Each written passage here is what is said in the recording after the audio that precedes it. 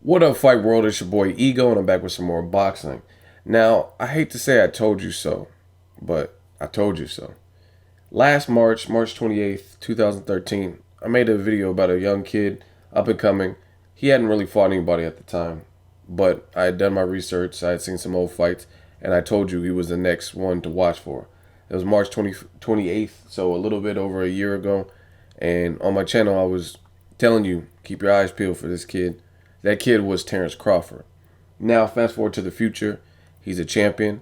He went into Ricky Burns' hometown, hostile environment, and dethroned Ricky Burns, who really shouldn't have the belt because of the Beltron fight, but no one can control that other than the piss poor judging. And I told you guys to watch Terence Crawford. Now, I got to say, I'm really proud of this kid, Terence Crawford. He just seems like a true champion. Now he's signed on to fight Yuriorkis Gamboa in his hometown, his first title defense. And for his first title defense, he's taking on a fight like Yuriorkis Gamboa, guy with more professional experience than him, a guy we know has power, a guy we know can be athletic with speed. So to me, that's a sign of a true champion. So I'm really proud of Terence Crawford and his journey, and it's been fun watching it. And I'm really looking forward to the fight. I think it's a really good fight. For Gamboa, I also give him props after being very inactive in recent memory to take on a fight. Two undefeated fighters, and to take on a fight like Terence Crawford, somebody who's been looking good, looks slick, can fight out of an orthodox or southpaw position. It's a really good fight, and I'm excited that it's happening. And I'm glad that Terence Crawford is getting to fight in his own hometown. He already went to hostile territory with the Ricky Burns fight. He took the Bradis Prescott fight. I don't know if you guys know this, but on the Mike Alvarado, Brandon Rios part 2, I believe it was, he was on the undercard on HBO. And he took on a fight with Bradis Prescott, a known power puncher. In case you guys don't know who Bradis Prescott is, that's the guy that leveled Amir Khan and stretched him out in the first round. So he's a Colombian fighter with a lot of power. And he took that fight against his manager's wishes, Cameron Duncan, against Cameron Duncan's wishes, because they didn't want to just throw him in there with the big puncher like Bradis Prescott. And he was like, no, I got this, I got this. And he had to move up from 135 to 140 to do that. He had, I think, 2 weeks notice to prepare. I mean, like minus what he was already in the gym, like just regular workouts, but he wasn't training for a particular fight. He was just staying in shape and whatnot. 2 weeks. And then he totally outclassed Bradis Prescott, had him frustrated. Bradis Prescott couldn't land any significant shots. So all the credit in the world to Terence Crawford and his team, and for himself and believing in himself, even when his handlers didn't necessarily. They didn't want him to be in that fight. And then he did, and I think that's where it all started rolling for him, because more opportunities presented itself, etc. So I'm looking forward to this fight with Gamboa. As far as Gamboa, I like Gamboa. He's a very athletic fighter.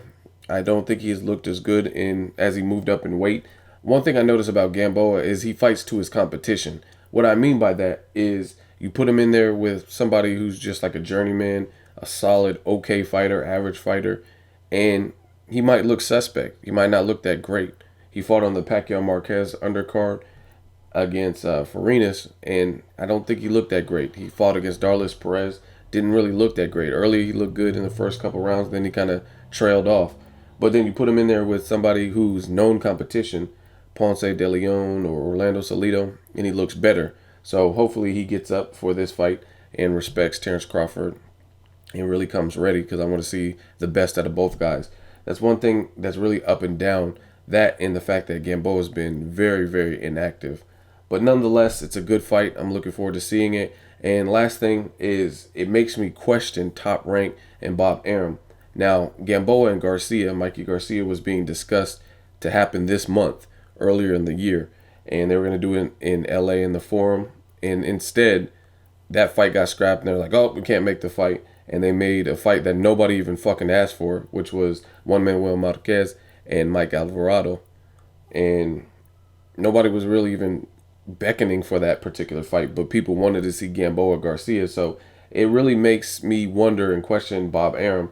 Like, he just makes the fights he wants to make and holds grudges and shit. He openly said that he's pissed off at the Gamboa situation because Gamboa bailed on the fight that they already had established, which is with Brandon Rios.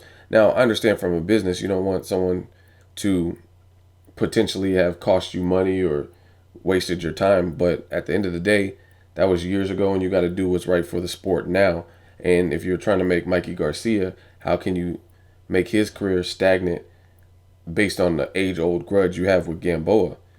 If you believe in your fighter, Mikey Garcia, put him in there with Gamboa and let Mikey Garcia beat his ass if that's what you feel will happen. And there's your revenge instead of, no, I'm not making the fight totally.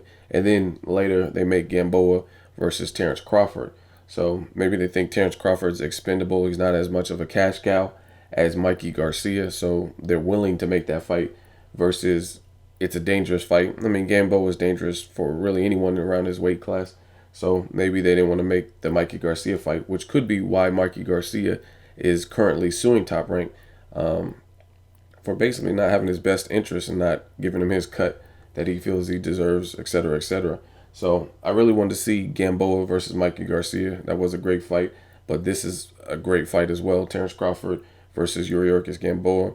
We'll see how Gamboa looks. He's been very inactive, had some up and down performances. Terence Crawford, does he have the power? Does he have the skill to match wits with someone who's slick like Gamboa? And we're going to find this all out in June. So let me know what you guys think of this fight. I'm all for it. As always, hate, comment, or subscribe. Till next video, it's Ego signing off.